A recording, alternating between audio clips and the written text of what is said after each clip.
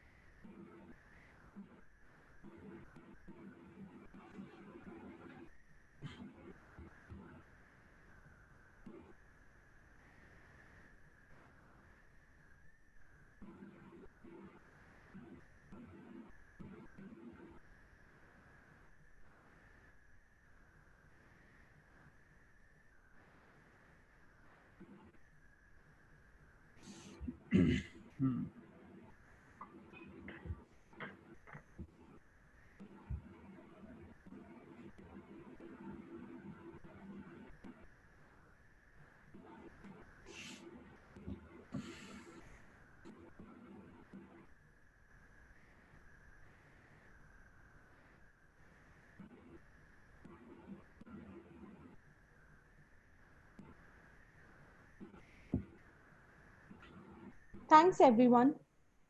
Now let me take this opportunity to introduce our speaker for tonight, Madhukar Kumar, Chief Analytics Officer at Shine.com. Our speaker brings around 14 years of rich experience in artificial intelligence, data science, machine learning, deep learning, and consulting across a multitude of growth, global clients, and verticals. He has previously worked with firms like American Express, GE Money, WNS, SG Analytics, and Upgrad. He has been conferred lifetime distinguished membership of the Leaders Excellence Harvard Square Group. I'm also delighted to share that Madhukar was awarded the AI Leader of the Year award in the International Business and Academic Excellence Award in 2019. He has completed his master's in applied statistics and informatics from IIT Bombay and is an advisor for setting up Data Science Center at IISER Mohali. So without any further delay, handing over the stage to our speaker, Madhukar Kumar. Over to you, sir. Yep, thanks a lot. Hello, everyone. So, yeah,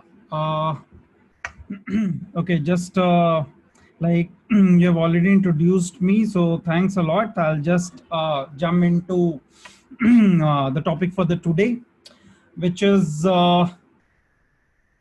problem solving in data science or using data science. Okay, so,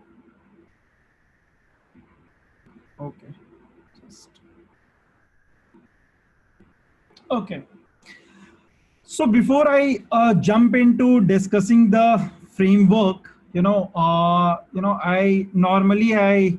keep my sessions very interactive, but I understand this because of this webinar session, it can't be as interactive as physical classroom. But let's try to keep this interactive, as far as possible. Okay, so now in terms of, like, now business analytics, data science, artificial intelligence, machine learning, deep learning, all these are buzzwords. Like, when I started my career 14 years back, it was only data analytics. There was no data science, right? For the past 5-6 years, we have been hearing, data science, and now it's artificial intelligence, machine learning, deep learning. So in a nutshell, if I'll ask you guys, and you can respond on the Q&A session, on the chat window. I'll just wait for a couple of minutes, and then I'll start. So what exactly you think is business analytics or data science, AI, machine learning, deep learning is?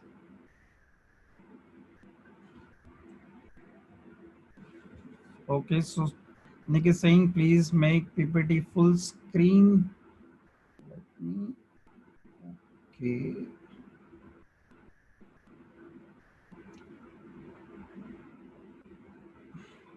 Just give me 1 sec. Let me try and do that. Okay.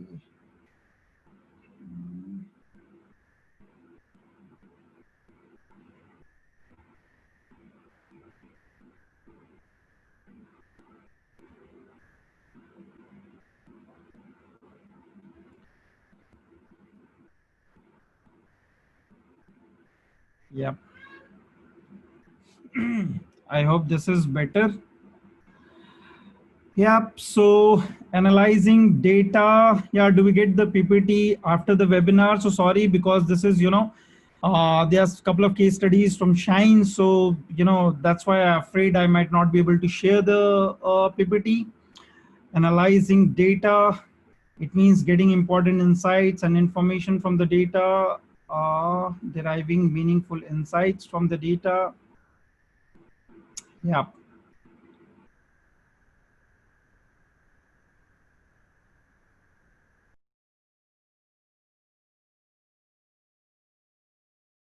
So as I was mentioning, like, data science for me, data science or business analytics, artificial intelligence, machine learning, deep learning, all are tools to solve a business problem. So the crux is, business problem and how you use these tools to solve a particular business problem. Okay. So now that's why I keep it very simple in terms of, definition. I don't, literally try to confuse it.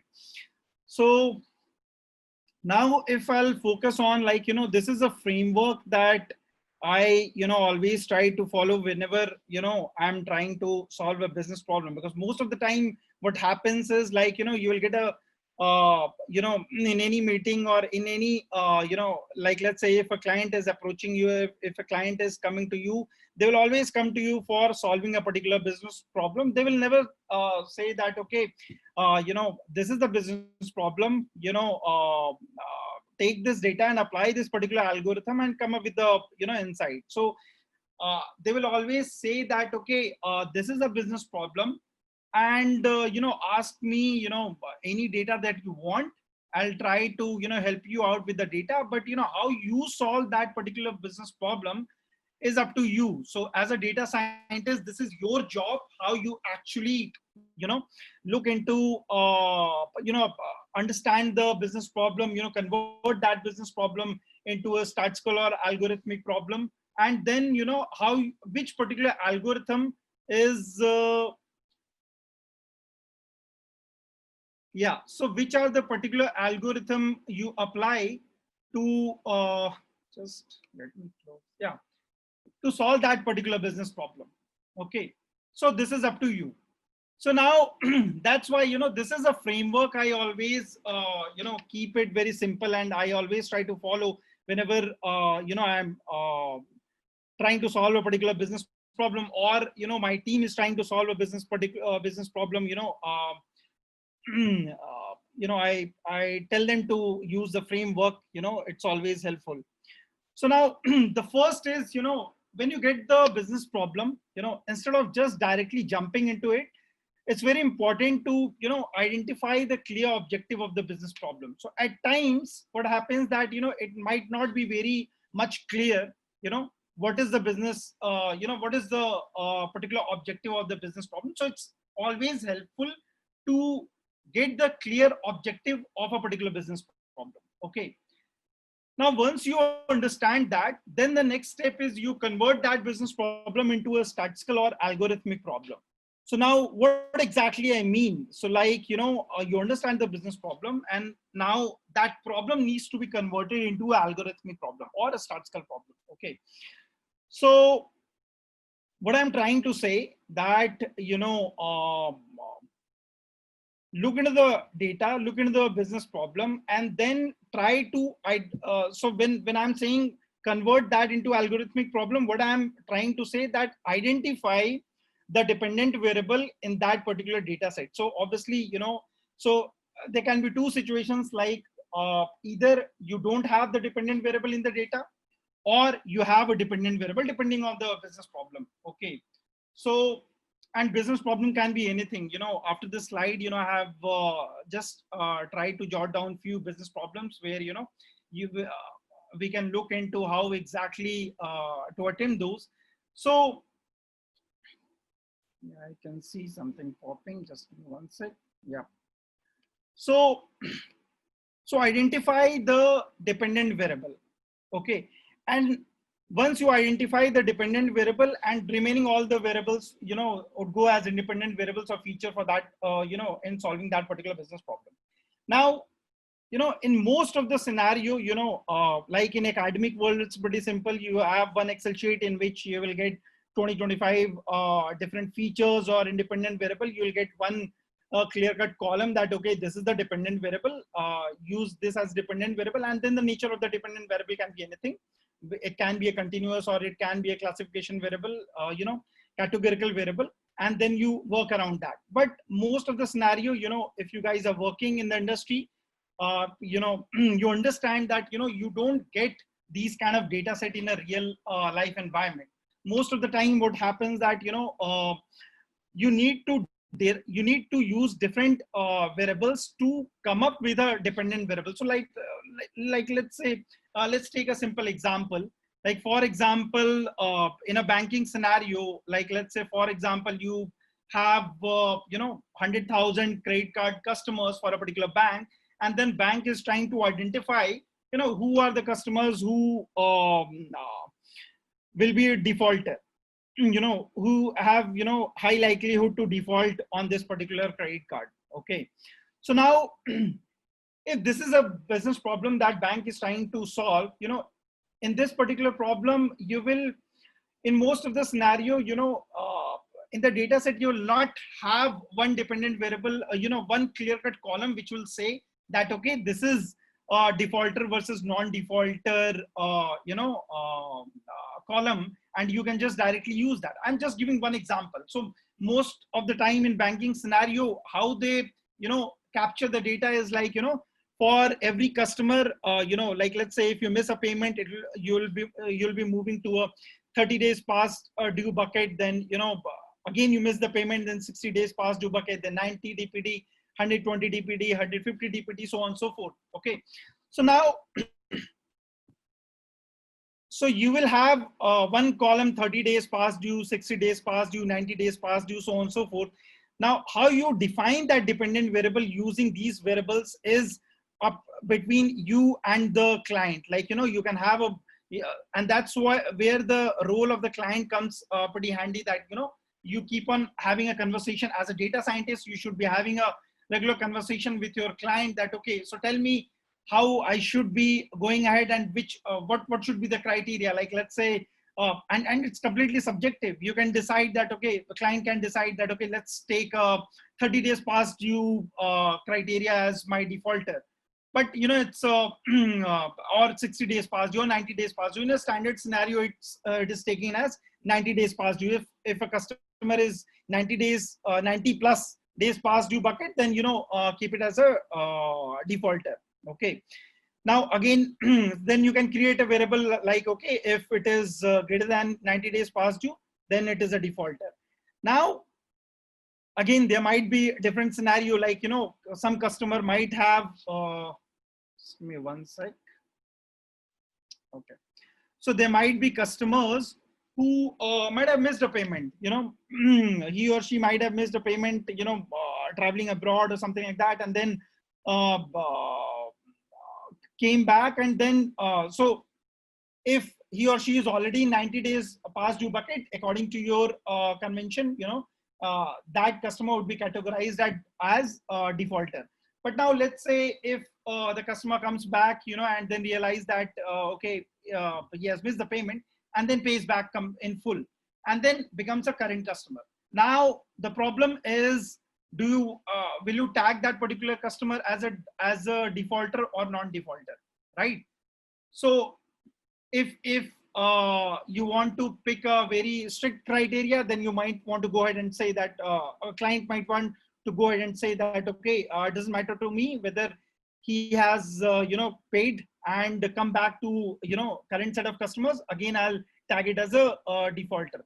Or he say that all those customers who have come to the current bucket, I'll tag that as a non-defaulter. So what I'm trying to say that there are various business scenarios. You'll have to keep that in mind before you actually come and create a dependent variable. So that's why this is a key that you identify the dependent variable, and then remaining all the features, once you identify the dependent variable, all the other features will go as independent variable. So yep, okay, so there's one question. Okay, so that is something I'll take it later. Okay. So now, okay, now once you identify the dependent variable, the next is like, what is the nature of the dependent variable? Whether, like, let's say there can be multiple scenarios. One, if you don't have the dependent variable. If you don't have the dependent variable, then, that will be categorized as unsupervised machine learning problem, if it is a machine learning problem at all. So if it is a machine learning problem, there is no dependent variable, then that is an unsupervised problem. If you identify that, okay, there is a dependent variable, then it is a supervised, machine learning problem. Now, when it's a supervised, then whether it's a supervised regression problem or supervised classification problem, that you will identify, after looking to the nature of that dependent variable. So, for example, if it is a continuous dependent variable, then it will be a supervised regression problem. If it is a categorical variable, then it will be a supervised classification problem. And then there are various algorithms that you can use for solving.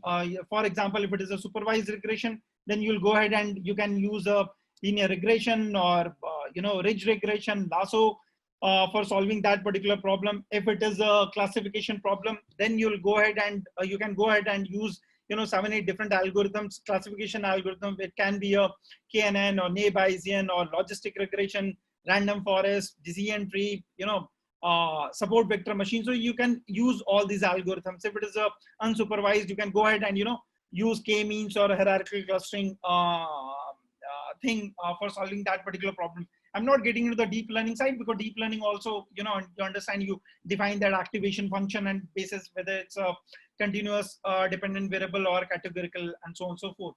So once you identify that, okay, once you convert that into algorithmic problem, you understand that what is the nature of this particular problem, basis that you go ahead and, apply that particular problem, particular algorithm.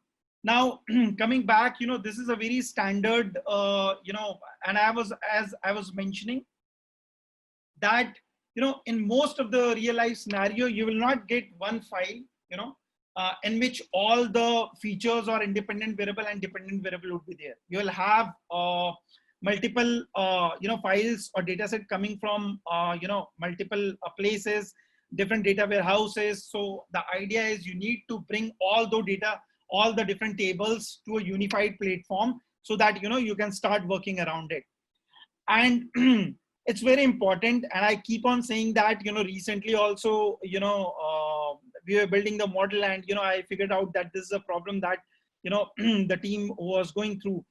So whenever you are building a model or applying an algorithm, always look to the final data set. And if you are building a model at a, like, let's say if you're building a model at a customer level or account level, so whichever level you are building the model at, that should be unique in your final data set. So when I'm saying final data set, I'm talking about, you know, like let's say you have 8-10 different tables. You have come up with a mechanism of, you know, merging all the different tables, coming up with a final data set. And then if you are building a model at a customer level, in that particular final data set, all the customer, like let's say if you have 100,000 customers, you need to have only 100,000 rows in your data set, not even one more, because you cannot have duplicated, you know, duplication uh, for at a level at which you are building the model. So if you are building the model at a customer level, at customer level, the data has to be unique. If you are building a model at account level data has to be unique. So, and so, you know, and just to expand this, for example, you know, in banking scenario, I remember one problem, you know, when I was working, you know, a couple of years back, it was like, you know, they had the one account customer table. It was like, you know, like let's say 100,000 customers. And then you had account table of, then we had account table or product table. And in that account table, you know, 3 years of data was there. So for example, you know, I have taken a mortgage loan, but again, I have, you know, I may have taken 1 or 2 different more products from the bank. Some might have taken 5 different products. Some might have taken 1 or 2. So, you know, for every one account, there was 36 rows of information in that particular account table. So if I have 5 different associations with the bank in account table, I have 36 multiplied by 5, which is 180 rows of information. So, you know, and because account table, that table is very important, you know, I could not have just left out that data, because that needs to be, you know, used into for creating the final data set. So, you know, we come up with a mechanism how to capture, you know, for example, every customer, one customer having 180 rows of information, how to use those 180 rows of information, you know, create different variables so that I'm not missing any, you know, information from that table, bringing all that, you know, and obviously you need to create new business variables so that you capture all the information that is there on the account table. So finally, we created one customer level data, which, you know, so for every customer, they had multiple rows, obviously, sorry, multiple columns, your multiple independent variables, and then at customer level, the data was unique. Okay. So this is a very important aspect, and this is day in, day out, we face challenges over this, because, you know, you will never get one clean data set. So, you know, I'll say 70 to 80% time you need to invest your thinking on data preparation, data challenges, rather than, you know, just directly jumping into and applying algorithm. So I'm just going through a few questions. Let me see whether I should be taking it right now.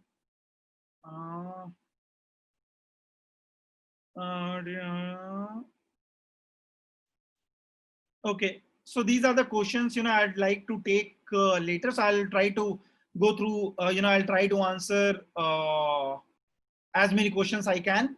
Okay, so let me try to finish this first, and then we'll jump into.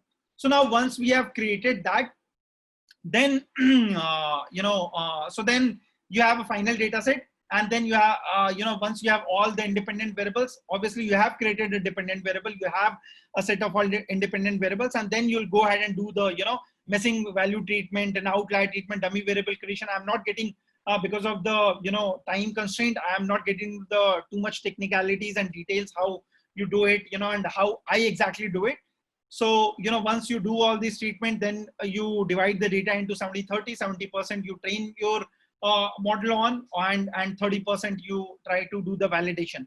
Obviously, when you are doing the validation, obviously, you know, this 30% is in sample validation. If you have out of time sample valid data, that's always better to, you know, do your, you know, do out of time sample validation, because if your model is giving good result on a out of time sample data, then it clearly shows that the model that you have built is a much more robust model. So, you know, mostly questions are related to, you know, how I should be training it on data science and this, that, you know, so, you know, something I'll pick later on.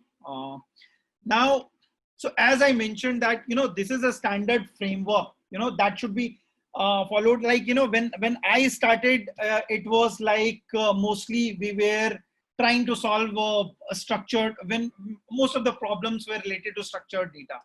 Now, 5-6 years back, it was mostly unstructured data come to the picture. When you're talking about unstructured data, then, text and audio and then video and then, images. So all these data set come to the picture. And, prior to that, when we used to apply, mostly the problems in banking sector, it was classification problem, whether a customer will take this product or not, responder, non-responder, defaulter, non-defaulter. So mostly a classification problem. So now the kind of problem and complexity has increased, the data explosion is there, and that's why there's a need of all those algorithms to train yourself, for a better understanding on all those algorithms, so that you are better equipped in solving more complex problems. So I'll just move to the next, set of, so what I have tried to do, like, I've tried to come up with, few business problems, just to make it familiar to whatever I discussed in my last slide. So I'll not spend too much time because, already we have spent, it's already half an hour. So I'll try to, just keep it brief, but I'll try to cover the gist. So now the first, it is like, if this is a business problem, how you should be approaching it. And, so for example, a bank wants to target their mortgage customers and offer them an auto loan. The bank wants to build a model which can identify mortgage customers that have high likelihood to respond to auto loan offer. Okay. So in this case, if this is a business problem, then how you should be solving it. So as I mentioned in my framework, like, first I will try to, I'll try to convert this business problem into algorithmic problem. Here in this case, what is, I'll try to identify the dependent variable. So in this case, what is my dependent variable? The bank wants to build a model which can identify mortgage customers that have high likelihood to respond to auto loan offer. So my dependent variable is whether the customer will take this auto loan or not. The dependent variable would not be likelihood to respond or likelihood to take auto loan, but, in my final data set, it should be like all the mortgage customer, existing customer would be there.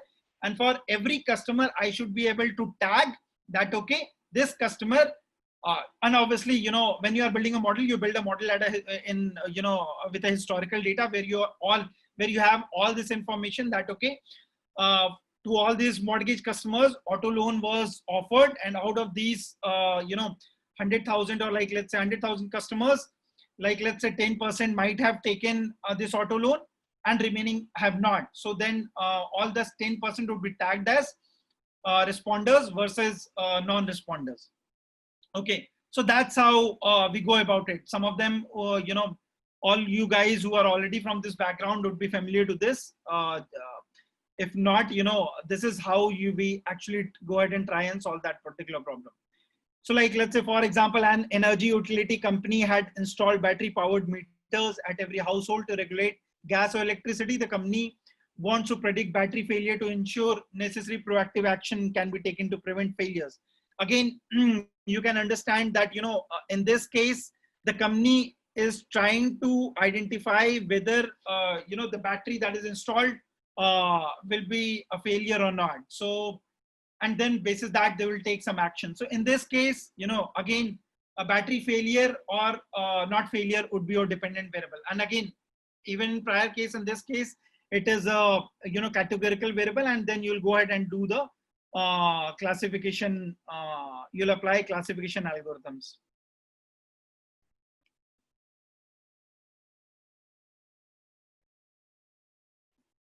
Okay.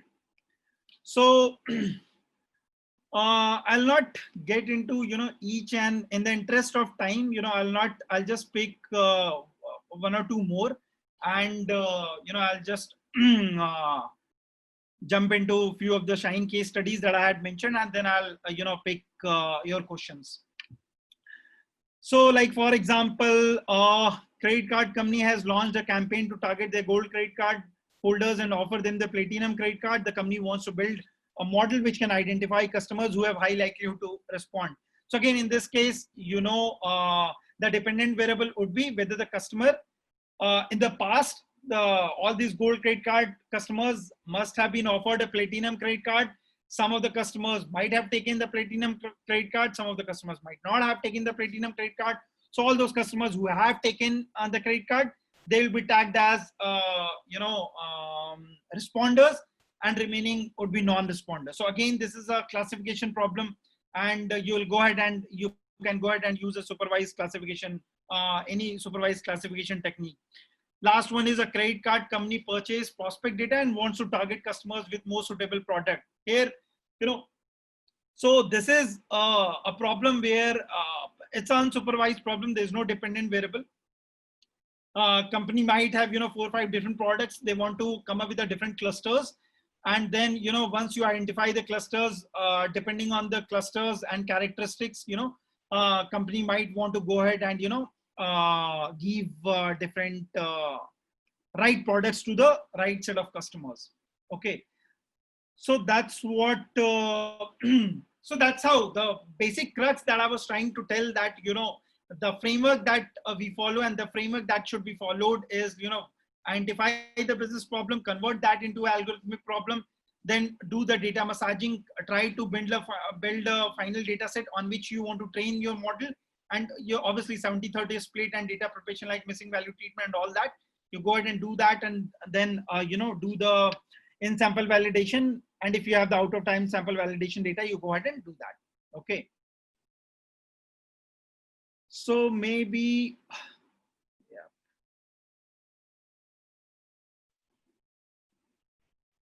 I know I didn't get how to get the final data set from the customer with 180 accounts. I can understand that. Can you explain?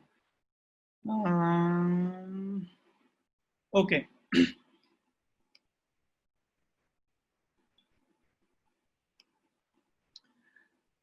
So, okay. So I'll try to answer, I'll try to summarize, the questions, try to club some of the questions, and, we'll try to answer that. Okay. So now coming back to, Shine. So, what exactly we do in Shine? So as, some of you might be knowing that Shine is a job portal. Okay. And here, it's been almost a year since I had joined Shine. We have built a team from scratch. It was like now we have a full-fledged 10-member data science team, and we try to solve various business problems within the organization. We so what kind of business problem we try to solve? Like we have approximately, I'm not talking about this COVID-19 situation, because everyone is impacted in terms of in terms of portal. We March and April, there's a 30% less job postings and all that. In normal scenario, we have 80 lakh active candidates data set, and 3 lakh active jobs. Okay, now in terms of what kind of data science and artificial intelligence we are doing. So for example, we try to do all the matching. Why a recruiter will come to our portal? Because we have a candidate database, which is 80 lakh active candidate database. And why candidates are coming to our portal? Because we have 3 lakh active jobs. So jobs and candidates. So when recruiter is coming posting a job, what exactly they are looking? They are looking for the right candidate. Okay. So now what exactly we do, for example, a particular job has been posted. Now how to do the matching of candidates with the right skill set with the skill set that is required in the job. So that is job to candidate matching. If the recruiter has liked a particular candidate, then how to come up with similar candidates? I mean candidates with similar skill set, and throw the similar candidates to the recruiter. So that would be candidate to candidate matching. If a candidate has come to our portal and then looking for a particular job, then how can we do this? How can we send the right job to this candidate? That would be candidate to job matching. If a candidate has particularly liked a particular job, then how we can throw jobs with similar skill set requirement. So that would be job to job matching. So this is, 4 level of matching that needs to be done. And, we are trying to do that using artificial intelligence and machine learning. So job to job, job to candidate, candidate to candidate, candidate to job. Okay. Also, so in terms of like recently we have come up with this product ARS, which is the application relevance score. I'll be talking about this. So for all the particular jobs, okay, all the candidates who have applied a particular job, who have applied to this particular job. So remember, from the recruiter perspective, what happens that, it would be very tedious for the recruiter. Like, let's say if the recruiter has posted a particular job and 1,000 candidates have applied, it would be a very tedious job for the recruiter to actually go through and screen each and every candidate. So instead of that, if all the applicants gets ranked, and then, top ranked applicants is being shown to the recruiter, then, it would be easier. It would be easier for the recruiter to go through, like, let's say out of 1,000, they just want to go through, 50 resumes, and then, screen a 50 resume, and then, do the final selection. So that's why, it's a very important product that we have recently built. So, but what exactly we did?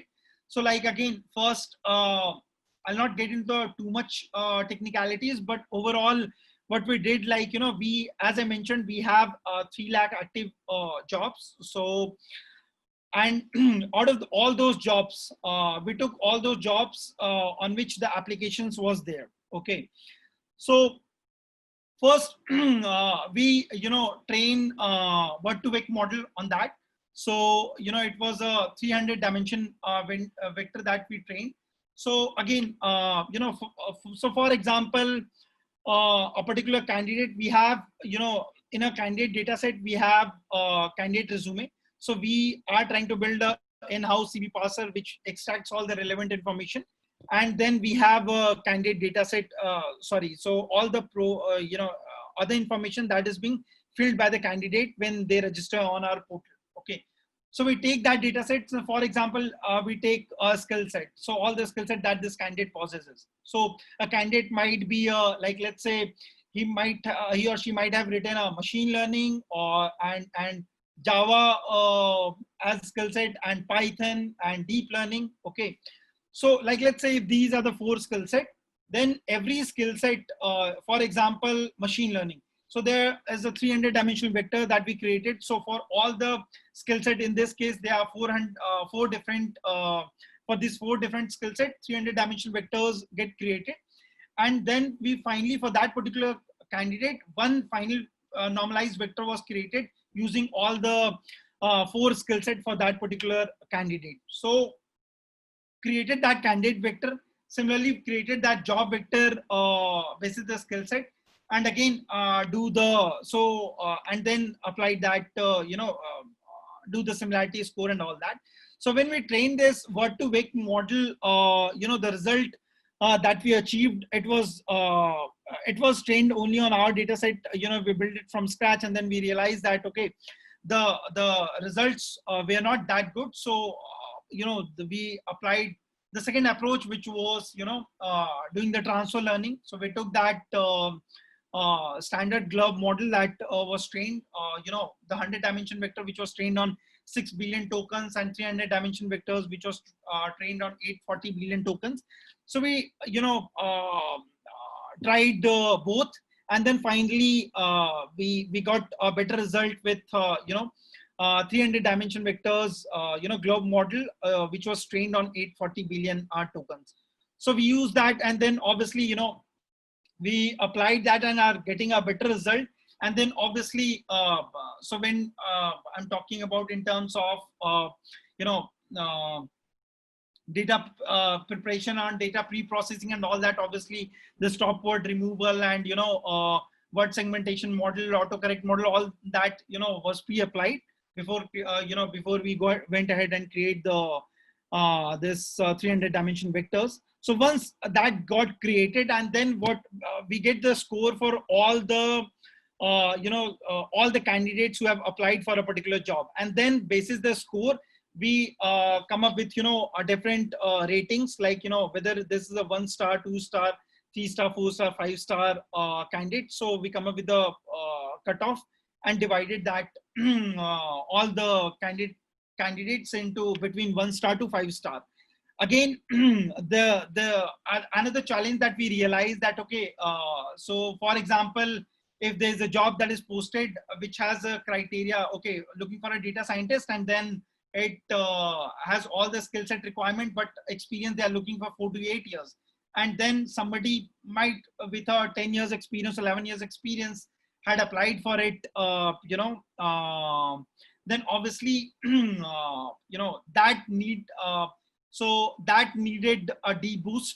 Okay, so for example, a candidate with more experience or more CTC, if somehow that candidate has applied, so then that is a problem, and that what we try to do, like come up with a deboosting criteria basis all these other things, and then we come up with the final star rating and all that. What now we are realizing that this is it is getting a much in terms of tasting and all that. We have a set of folks and recruiters who are doing the testing, and it is giving much promising result.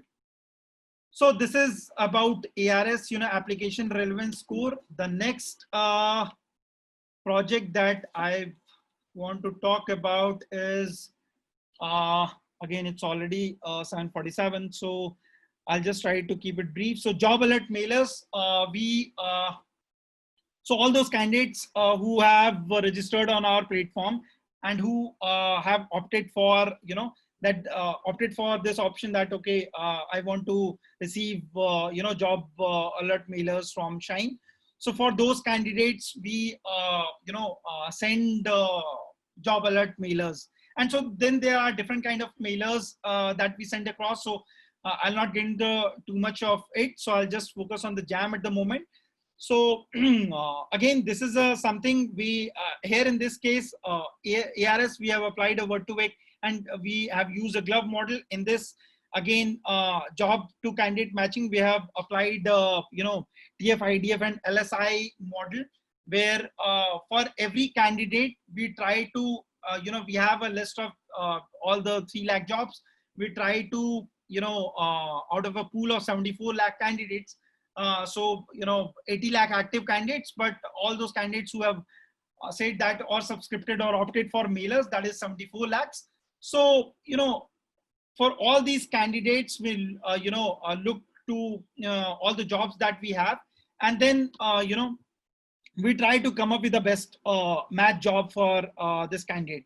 And how we do it, like we for all the candidate data and the job data, we do all the cleaning, like HTML cleaning or regex and different stop words removal and all that. We do that, and then we create a bag of word model, and then using that we create a TF IDF. Okay, and once that is created, then we apply a LSI matrix. So for example, a candidate, for a particular candidate, LSI matrix is calculated. For all the jobs also, LSI matrix is calculated, and then between these two, similarity score is calculated. And then obviously we apply some filtering on salary and experience, and then try to do try to come up with the overall match score, which is a weighted sum of this cosine similarity between this LSI matrix and location score and the functional area score. And then basis that we come up with the top 15 jobs which matches to the candidate's requirement, and then we send that to the candidate. So now if we'll talk about this is already live, and it is giving much better result. Like we have approximately 75% increase in number of sessions. Applies on jobs also has been there's approximately 2x increase in number of applications. And click to open rate also has been almost doubled. Okay, so in terms of these are just 2 projects that I wanted to talk about. Obviously there are various aspects in all the in Shine. almost everywhere wherever there is any particular business problem, Antix team gets into try and solve the particular basis particular problem, whether it's algorithmic problem or a non-algorithmic problem. So we the Antix team gets into that and solve that particular business problem. Yep. So now is the time. Okay, so now I have time left and I'll try to take questions. Okay, so there are too many questions. Okay, so I'll try to answer one by one. Let's see if I can answer all. So I have knowledge of deep learning and is computer science background. Which are the necessary skills to acquire to be a data scientist? Okay, good. So, and I'll tell you, I'll just try to keep it brief. So, I keep on interviewing folks and, they are, I meet a lot of candidates who say that I have applied deep learning and machine learning, and when I get to the basics, when I start asking simple and pretty basic questions, that's my criteria of understanding how much in depth you have a knowledge. Like most of the time, and this is for example ARS I talked about, right? We tried building it from scratch. We applied word-to-vec model and all that, but then we applied a glove. We realized that glove vector is giving, glove model is giving a better result, and so we applied that. So that is a transfer learning, right? Most of the time in my earlier organization, we had come up with a super product which is related to image analytics for insurance sector. So again, there also we were using YOLO, you only look once, algorithm. So it was transfer learning. So most of the time, folks who are saying that, we are using transfer learning, so they are doing the, deep learning, they are doing the transfer learning. Okay. So what my suggestion is, so it's being a data scientist, if you really want to become a data scientist, it's very important to get to the roots of it. If you claim that you know the deep learning, then you should understand all the nitty-gritties of, like let's say, for example, CNN or RNN, get to the roots of it. If, like let's say 3 or 4 different hidden layers are there, why not 5 layers, why 3 layers, what is the activation function? Get to the roots of it. So that's first suggestion. Second is, when you move to deep learning, first understand basic algorithms. The basic idea is to solve a particular business problem. Still I'll say 70 to 75%, depending on which industry you are focusing on, you will see that basic algorithms might be able to solve the business problem. And if that is the case, you should go ahead with the basic algorithms, because it's much easier to explain to the customers. Like if you are applying a logistic regression in a classification scenario, then you would be able to explain, okay, this particular variable is giving me this much importance, or you have all the weights, you have all the variables and all that. So it's very easy to explain to the customers. So and it's very thing like if you are not able to tell me, or if you're not able to explain simple algorithm, then there's no point claiming that I understand deep learning algorithm. So you should have the mix, understand the basic things, and then get to the roots of it. And obviously other things like problem solving skill or communication skill, all those things is pretty much required. Now the second question from Dhritiman Chaudhary: for a data scientist, what is more important, programming skills or statistical knowledge? I'll say both. Again, being a statistician yourself, how did you train yourself in programming to be successful in this field? Okay, so I'll tell you, when I started, it was only SAS. Everywhere, whoever was working in as a data or a modeler, data modeler, or in data analytics segment, so everyone was using SAS. Okay, so and then we started moving to R, and then now we have moved to Python, right? So if you'll ask me, these are just the coding languages. Basics remain same. Like, so my way of model building was a little bit different, and that's where wherever I train, I go with my way. When I moved from SAS to R, it was like, all the modeling methodology, I didn't change that. Okay. So I use the same process, everything that I used to follow in SAS, replicated that in R, now replicate that in Python. So, tomorrow it might be Julia, tomorrow it might be something else. So you don't need to get bogged down with, this changing environment. The basics will never change. The basic is that you need to be supreme confident in solving a particular business problem. Tools should not pose a challenge. If you are expert in SAS or expert in R, learning, or expert in Python, learning a new language should not pose a bigger challenge. How we treat outlier people, can we build another? I don't understand this problem. So just wanted to, keep a check, like, can we get, or can we go overboard with time, or like, let's say there's a hard stop at 8. This is a question for the moderator. So we can continue. Okay, that's fine. Good. So, how we treat outlier people. Okay. So it's simple. Like, if you'll ask me, everyone has different ways of doing it.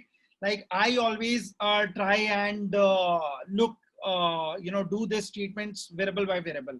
So even for missing treatment, like, for example, I look into, take each variable, and then basis the nature of that particular variable, I take a judgment. So for example, age, I don't do a blanket treatment. Like, let's say, for example, I have 500 variables, and then I just say that, okay, wherever there's a missing value, let's replace by 0. Okay. But let's say you have an age variable, you have an income variable, you have, balance in a particular last month usage of that particular variable. So that way, age, if you have replaced the missing value by 0, does not make any sense, right? So that's why for age, you might go ahead and do a mean, or replace the missing values by mean or median. Similarly with, in last month usage and all that, if you want to be conservative, 0 might make sense there, but like that. So that's why you should look into variable, and similar for outlier treatment. I go variable by variable, like, do the univariate distribution. And then, so for example, take a particular variable, and then at 99th percentile, if the value is 200, and at 100th percentile, the value is 10,000. So for me, that variable, at 99th percentile, I don't remove outliers. So first of all, I have seen data scientists, just removing the outliers. If you'll ask me, that's not the right way. What you should be doing, you should be doing a flooring or capping, right? So for example, I'll try to cap that particular variable at 200. So that particular variable, if it is taking value greater than 200, that particular observation will assume value 200. If it is, so any particular variable taking value, any particular observation taking value 10,000, that will be capped at 200. So in that particular final data set on which you will do the modeling, you will just take that particular observation and you'll replace that 10,000 with 200. So that's how you do the capping. Similarly, you go ahead and do the flooring. Now, next is Mukesh Misra. Sir, I have 8 years of experience in steel industry as automation engineer. Can I switch to career as data scientist? If yes, yeah. So now, I keep on, because I teach data science as well, it's more than 300 hours. I trained more than 10,000 professionals, and, so I keep on getting this question. Okay. So now, this is a question, nobody else should be answering. You should be answering this question to yourself. What are the levers that you should be looking for? So for example, if solving a problem excites you, right? So playing around with the data excites you. If you are pretty much comfortable with, coding and all that. So these are the basic levers, if you are super comfortable with, if you really want to explore and then you want to get into that, then this is what you should definitely pursue. But at the same time, if you are doing excellent in your field and the playing around with the data, or coding or solving a problem, it's not something that pretty much excites you, then you should this is something that you should think twice before jumping into this field. Okay. Now, again, if you jump into this field, like let's say, for example, if you like everything about it, then that's fine. Like, for example, with 8 years of experience, like, you don't need to start from scratch. Okay. But obviously you understand that, there's a business problem, understand the nitty gritties of algorithm, learn those algorithms, apply those algorithms in real life scenario, and then, jump into this sector. So that next is Vikhil. Can you explain how the time series business problem and how to tackle to them? So frankly speaking, I'm not a time series expert, so I'll just not get into that. So there are various folks who have done that time series, so they might be the right one. So frankly speaking, I have not I don't feel that I am expert on that, because I personally have not built any time series model. Do a data scientist need big data knowledge? That's a very tricky question, and saying yes or no, it would be difficult. I'll try to answer, I'll just try to spin it. Okay. So if you'll ask me that, do I have big data knowledge? I'll say no. Okay. But if you'll ask me whether you should be having a big data knowledge, so I'll say, having a knowledge, never goes waste. So if you have a particular knowledge on big data side, it's always good. Okay. Like, let's say, for example, if I'll talk about data science now and data engineering aspect. So now there's a very thin line. Okay. So these things are getting merged, because why I'm telling you that, because, day in, day out in Shine, we are playing with the voluminous data, So if I'm talking about 80 lakh active candidates, I mean, I have 80 lakh resumes and all that, not 80 lakh, but, there's a percentage to that, because not everyone has uploaded their resume. Just give me one second. Yeah. So, once we apply a particular algorithm, we realize that, okay, if you are playing with that volume of data, your code optimization, that is going to play a key role. And that's where you need to also have a better understanding on that data engineering piece. Okay. So if I am not an expert, that I'll not say that, you should not be expert on that. I would, I am also trying my hand into that, learning how to, get into that space where, I understand how to do the data, code optimization and all that, data engineering pieces and all that. But, the combo would be the great thing. Now, please talk about that marketing budget business problem, how to frame algo for that marketing budget. Which was the marketing budget? Just give me one sec. Marketing budget. Oh, I'm assuming that you are referring, who is this guy? This is Ayesha Khan. Okay, so I'm assuming this you are talking about this. I didn't pick this. A company is spending $1 million of marketing budget on various channels, TV, radio, out of home, newspaper, social media, etc., etc. Due to marketing spend, the sales was increased by $2 million. They want to understand sales attributed to different channels and optimize their marketing budget allocation. Okay. So this is a pretty much standard market mix model problem. Okay. So here in this case, the dependent variable is sales. Okay. And all the different metrics related to TV, radio, out of home, newspaper, social media, etc., that will go as a independent variable. So this is a standard market mix model. So again, if sales is your dependent variable, again, this is a continuous variable, then it's a supervised regression problem, right?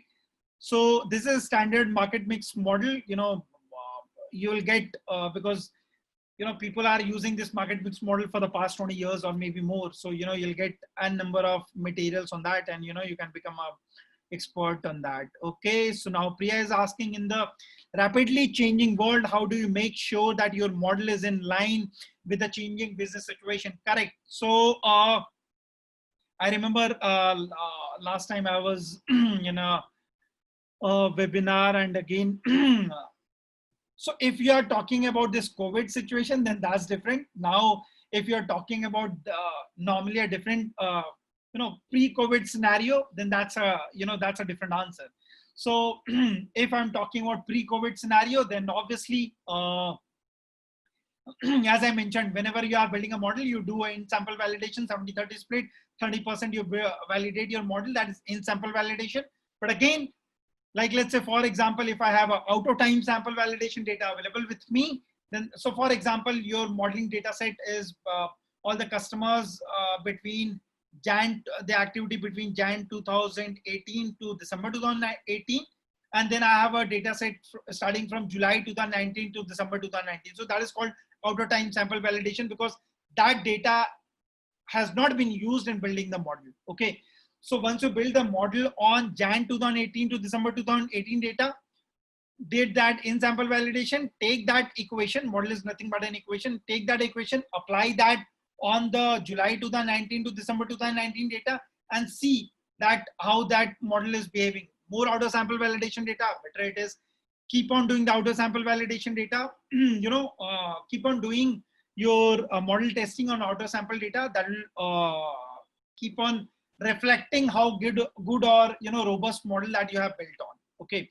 Now, if you talk about COVID thing, that's a separate thing altogether, because now everything has changed. Now we can go on and on. Like let's say, but if you want to capture, if you say that how do you capture, if you're talking about behavioral models, so different customer behavior must be coming into as a significant variable in the final model. Now with this lockdown period, all customer behavior has changed, but you'll just apply this 1 month data, and do the training. That might not be the right thing. You might need more time frame, like 3 months, 6 months period, because I'm assuming that even post COVID, even once the lockdown gets open, then also the nature, the way we are going to spend our behavior is definitely going to change. So that's why you need to have more time frame, 3 to 6 months, take that data set, and then train your model on. So that's why I said that pre-COVID also, keep on doing out of time sample validation is very important. And not doing this COVID-19 scenario, you need to have more time frame. Okay. Answered this. How important is NLP in Shine's data analytics problem? Pretty much important, because day in day out we are playing around with that. So we have candidate data, we have job data, right? So even we are building in-house parser, in-house CV parser. Someday we'll be building in-house JD parser, and then whenever you are talking about matching between, as I mentioned, that there are 4 levels of matching: job to job, job to candidate, candidate to candidate, candidate to job. So all different level of matching, you need to apply NLP on doing all these things. So that's why it's pretty important in Shine. How's the job market for freshers? I'm looking for a career change, and I have done course on data analytics. I'm from non-technical background. How should I prepare myself to get a job? So I'm sure there are many folks who are in the same situation. So point is, this is a very difficult time. If you will talk about numbers. So as I mentioned, because we are our job portals, we have all the data. So I can tell you that only from March and April, there's a 30% decrease in new job postings. Okay. And the number is still going to, decrease more. So these are difficult times. I completely agree. But again, at the same time, I hope that situation gets improved sooner or later. And then when the situation gets improved, you should be completely ready. And how you can be ready, keep, so for example, if you have theoretical knowledge, then how can you apply that theoretical knowledge into real data set? Try to, there are various open data set which is available. Try to extract that data and apply your theoretical knowledge, apply your algorithmic knowledge to solve those kind of business problems. And then that's how, you can keep yourself updated. And obviously, I can tell you very frankly that whenever you are giving an interview, that interviewer, they are also looking for the right match. Okay.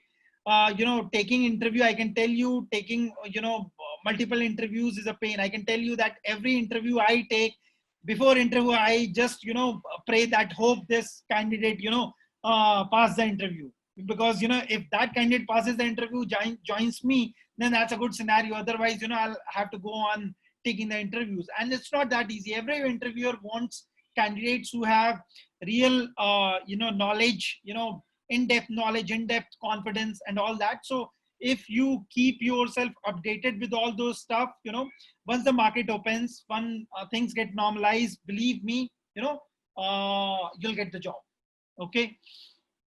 Can you please explain the journey from business analytics to product management, the kind of knowledge and skills required? So I'll say that, so it's a different ball game altogether, and the definition is very vague. So there are organizations where, product folks who have different coding experience, they are different coders, and, who have done all the coding, understand the products, and then go ahead and, become product managers and all that. While there are organizations who, where there are product managers who not necessarily come from, coding background and all that, they have, good business knowledge, and then, they come up with all the different kind of, innovative products, how the, organization should go about it. And then, the different, tech folks help developing that product. So that's how, there's a thin line. How you want to go ahead with that, that's up to you. Like, you want to own the product, that's fine. But, having a business analytics knowledge, having understanding of the product, how to apply that, that would be the key. So that's good. Robert, is it possible to send a copy of the slide presentation? Sorry, because this is, Shine. There are a couple of Shine cases, so that's why I might not be able to share the slide. But again, this is pretty much standard. Don't worry about. I keep on getting such requests, and I can tell you very frankly, doesn't matter much. Just focus on the basics and materials. There's so many materials available online. So many materials available online. Just focus on how to solve that business problem. Take that business problem, take the real life data, apply that algorithmic knowledge, and solve that business problem. That's how you should be going about it. Have basic understanding of machine learning language. I want to apply this project on Kaggle, but often get confused with project to choose. My question is how to choose the projects which can help in my career. So sorry, I I have never gone and participated in any Kaggle project, so I might not be the right guy to answer that. So if you'll ask me, generally I can answer that. Okay, you should focus on, like, let's say for example, 3-4 algorithms in supervised classification technique, a couple of algorithms in supervised regression technique, unsupervised algorithm, you understand deep learning. So pick data set or pick business problem where, so like, let's say for example, you want to test or you want to apply classification algorithm, then you'll go ahead and be picking a problem with a categorical dependent variable, where you can apply supervised classification technique, and then go ahead and apply logistic, LDA, or KNN or random forest, SVM. If it is a regression problem, then if you want to apply regression, then pick a problem with continuous dependent variable, right? So that's how I would prefer to go, had I been in your situation. So rather than differentiating only between Kaggle and all, you can, focus on the business problem and try to, apply your knowledge on solving those business problem using all the algorithmic knowledge that you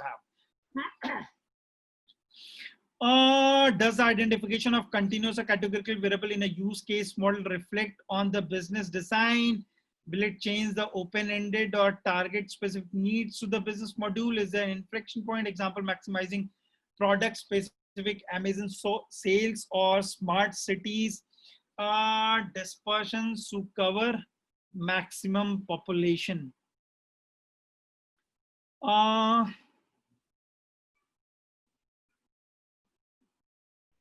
Yeah, so will it change? Not necessarily, I'll say that I completely understood this question. Sorry, wish you about that. But I'll just try to take a stab at it. Maximum product specific Amazon sales or smart cities. Okay. So if I'm just trying to, derive from it. So like, let's say, for example, maximizing Amazon sales using different products. So, you can just categorize your business problem into multiple. And then one problem is maximize the Amazon sales. So sales is going to be a dependent variable here that can be, here it is a continuous variable, and then you can look into how you, apply that different algorithms that is there that falls into that category, supervised regression. Sorry if this is not the complete answer that you might wanted. I completely did not understand this question, so sorry wish you about that. So Survey is asking what is the difference between a data analyst, data scientist, and business analyst. I understand that a market is moving in a direction like, that people keep on differentiating. Okay, there's a business analyst hiring, there's a data analyst, this is a data scientist. And as when I started, I mentioned that, I focus on problem solving. Okay, so don't focus on, differentiating between these jargons. I would suggest you to focus on solving a particular business problem. Okay, so if you go about that, if you go in that direction, that is the direction, I think one should go about it. Okay, and then it doesn't matter whether you are called a data analyst or data scientist or business analyst. Okay, so my point is, if I have algorithmic knowledge, if I can code in Python or whichever language, I understand the data, I can build models, apply algorithm, and then I can solve that particular business problem, then that's all you should be focusing on.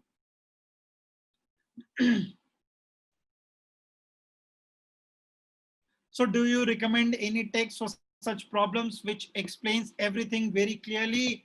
So sorry, I don't know any particular book which solves which can solve all your problems. That's you might need to use different references which can help you. So also one of my to-do list, for the cars, I think for the past couple of years, this is my to-do list to write a book. Some day I'll try to write a book, solving business problems, which would be tool agnostic, no dependence on any tool. And then, using different algorithms, how basics of algorithms and, how you go ahead and solve that business problem. So in a regression problem, if the dependent variable has outlier 195th percentile, yeah, so you should be capping, correct? Instead of 30-70 split, why not use cross validation? Yeah, no, nothing wrong in going ahead and doing that.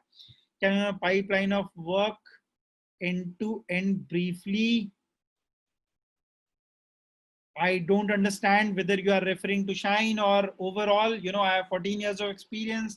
I don't know, which particular project you are talking and all that. So that's how I'll not be able to answer this. I've done training in data science. I want to become a data scientist. From where I should start? I am a fresher in every job experience in data science is required. In every job experience is required. Okay. So yeah, there's a catch-22 situation. So again, that's what, I have already answered that, just keep on applying your algorithmic knowledge on the real life data set. There are various data set available in the market, try to apply those algorithms, and, sooner things would get better on. Not necessarily every time only, experienced guys gets hired. So Tarun, due to COVID-19, our historical data cannot predict customer behavior. How do you say? Yeah, that's, I have already answered this question. You need to wait for some more time to apply that. Why are we doing the text mining? Already capturing these data fields with predefined values. So do you also consider the skill agency which matching demand skills? Okay. So interesting thing, why we are doing text mining if Shine.com is already capturing these data fields. Now the point is, like what happens is, so while you are registering at Shine, okay, there are various fields that we ask candidates to fill in. So, but not necessarily, candidates religiously fill, all those fields. Okay.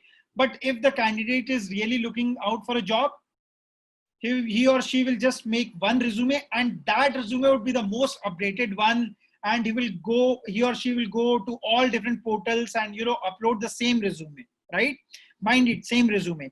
But for different portals, not necessarily they will be passing all the information that they have stored on their, that they will be filling in the portal. And that's why, extracting the information from resume is, is pretty must. And, that's how we extract and, the kind of information that we will extract from a resume would be much more accurate as compared to candidates filling out the information through, the fields that we capture at registration. What kind of questions should we ask? What kind of questions should we ask the customers? If you are talking, I'm not sure if you are referring to customers as clients, then obviously, you need to understand if the client is coming with a business problem, then understand the business problem from the client correctly, because that's the starting point. That's the key. Once you understand the business problem, then, then it's up to you. Then how good a data scientist, that'll come later. And then you can convert, the framework that I talked about, then you can go ahead and do that.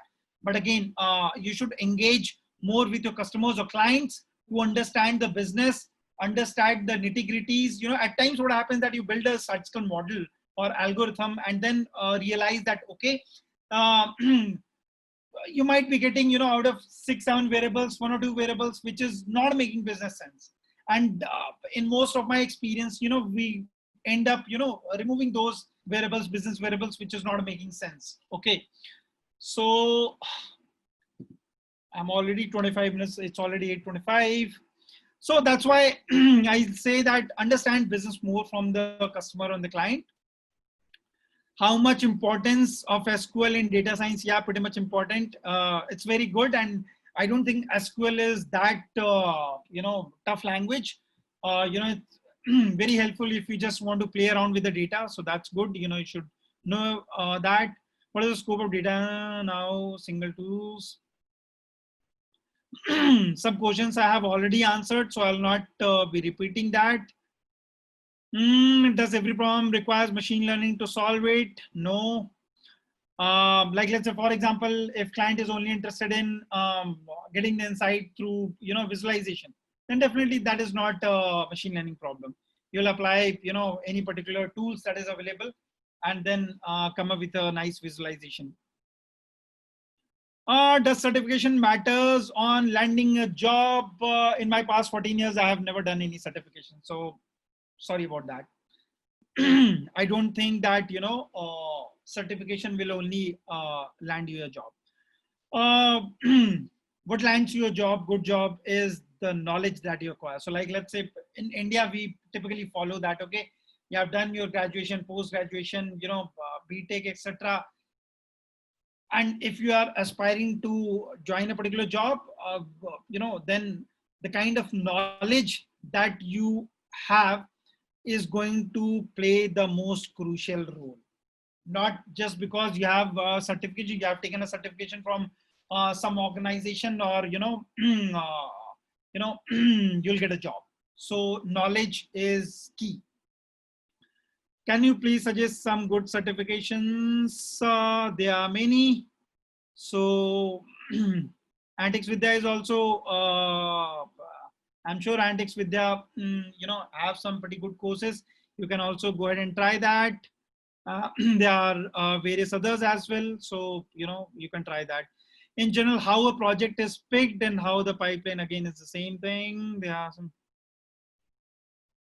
are some variables which is are statistically not significant, but they are important from business point of view, how to deal with them. So yeah, so business point of view is important. Like at times it happens that statistically important variable, but business wise not important, we are removing that.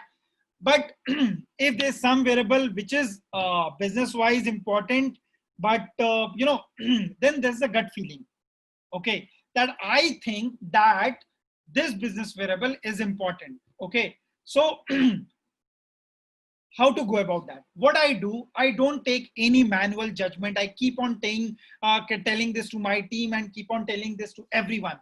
Initially, when I start building the model, I don't take any manual call in deciding which variable or features would go as a independent variable. Okay, so if you think that this particular business variable is important, okay, that will form that will go as an independent variable. Or like, let's say if you have 500 variables, this particular business variable which you think is important should be there. But and then go the normal model building process. If that is not coming, then your gut feeling is not that is your gut feeling. Gut feeling is not always necessarily right. You just need to educate your stakeholder that I have taken this business variable as my input, but this is not coming to be significant. So, and they will also understand. If you convince them, they should also be able to understand. How can we increase the AR score, like in your product, like which will improve my rank in your list? Just an insight. Yep, if you're talking about ARS, so I'll tell you. For example, it is trained on skill set. You have mentioned. So first thing, if you are registering on Shine, I would encourage you to, when you are filling the registration form, you should put as many information and as accurate information that you can put. Okay, so if you have 10 skill set, and you only put 4 in your data set, so that you should not be doing. Complete the registration form. And then like, let's say, and even when you are putting your resume, that should include all the updated information that you have. So because ARS, now if you are applying through Shine, for example, there's a match, you have applied on a particular job, and then you calculate the ARS score, and then ARS score is not good. That means the skill set is not matching. So there are two ways, either you have not updated your profile, in a good way, or you have not updated your resume. So if the information is lacking, then obviously the match would not be good. And match is basis the skill set that you have provided and the skill set that is required in the JD. So obviously JD is foolproof, right? So we are not tweaking that, but definitely you can enhance your profile by adding most updated resume, everything like that. Second is, if there's a skill gap, you can, go ahead and do the upskilling, and then once you do that upskilling part, then add that skill set, and then obviously when we'll do the matching, then your ARS score would get improved. I didn't get how to get the final data set from the customer with 180 account rows, anonymous, but yeah, there's a pretty interesting thing, and when I was working this one Australian bank pilot project that I was working, 5 years back, and this, I can tell you, one of the most complicated project or complex project that I had worked on, and it took me at least 7 to 8 days just in thinking how I'll solve that particular business problem. So I'll tell you. So for example, I have customers, like let's say for example, first particular customer have and all the customer were mortgage customers. If one particular customer have 5 different products, he might have a saving account, current account, fixed deposit, etc., etc. So then, like let's say monthly information, monthly payment information, monthly balance, and all that. So for all the different 5 different products, okay. So what I did, I created new business variables. Okay, when I'm saying new business variables, so for example, average, so like let's say it was 2014, so 3 years of data, like let's say 2000, for example, it was 2013, so 2013 first quarter, 2014 first quarter spend in this credit card, okay, and then 2014 second quarter, then third quarter, fourth quarter, and the next year. So similarly, we created new variables, then total quarterly spend, then average quarterly spend, then average 6 months spend, total 6 months spends, average 1 year expense, so on and so forth. So all the different variables that we had, we created all these new business variables, right? And then once we create, so for example, Madhukar, might have 5 different products. So for every product, like if I have 36 or 3 years of information, so I created one variable, okay, quarterly spend, first quarter spend, second quarter. So in my final data set, Madhukar Kumar, all the customer related information, and then for this particular account, first quarter spend, then second quarter, third quarter, fourth quarter, so on and so forth. Then 6 months spend, then total spend, average spend, so on and so forth. So that I'm keeping all the information that is there in the account table, all the 180 rows of information. I'm not just transposing that. I'm just not just taking 180 rows and transposing that. I'm keeping all the information, coming up with new business variable, so that in my final table, every customer should have unique row of information. So that's how I solved that particular problem. And again, so that project we were working, there were 5 different companies who were fighting for that particular project. I'll say that bank as a client. So we beat, all the other 4 companies. So next question is, hi Madhukar, there's a question from Akshay. Hope this question is not most of the issues I face in the client expecting accuracy of 90% for any use cases, and most of my time is convinced that 70-80% accuracy is fine. I face in the industry is the client expectation of accuracy of 90%. Yeah, I can tell you that yeah, this is a normal scenario. Why you are facing all this problem is because since the past 5-6 years, all the deep learning algorithms and all that have come to the picture, and then most of the time you end up if you are applying a deep learning algorithm, you end up getting accuracy of 98-99%, so on and so forth. And believe me, even 92%, 93%, I have seen people scraping, okay, can you increase the accuracy? And this is one of the I don't know what to say, because when we started, it was like for example, if I am applying a logistic regression, if I am getting a C statistic of 0.8, that's pretty much good about it. 0.8, 0.85 was pretty good. Obviously there are ways of improving that, but not necessarily every time you'll get the accuracy of 90%, 95% if you are not applying deep learning algorithm. So it's something that, you should convince the client. Most of the time it happens that, client not necessarily come from the data science background, and that's why, they just listen to the world, what is the market saying. They keep on hearing that deep learning algorithm is giving 90% accuracy, 98% accuracy. So that's why they keep on talking about that. So it's all about, educating your client or customers. Akshay, is this a normal phenomena? That's the same I have already answered.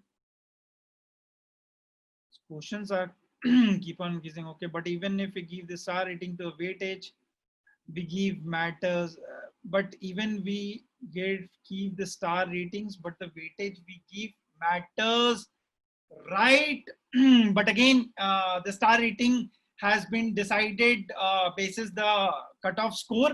Okay, so cutoff score, if whatever I mentioned, if you will follow that, then automatically your score would improve. That would means your rating would improve. Surbi, again the same question. Data science business, I have already answered. I am experienced in project management. Data science certification, how could I get a job in data science field? I already mentioned that, keep applying your algorithmic knowledge. If you have done the data science certification, I assume that you have all the theoretical knowledge in place. All you need to do is keep on applying, don't stop learning in terms of like keep applying your algorithmic knowledge on real life data set. Even within your organization, if now if somebody says that in my organization there is no antics or data science team, I would not understand this, because everyone, every organization now understand the importance of antics or data science, and they have, they might, if they don't have, they are planning to start or something like that, so there would be some part of data science, you can definitely collaborate with them. They,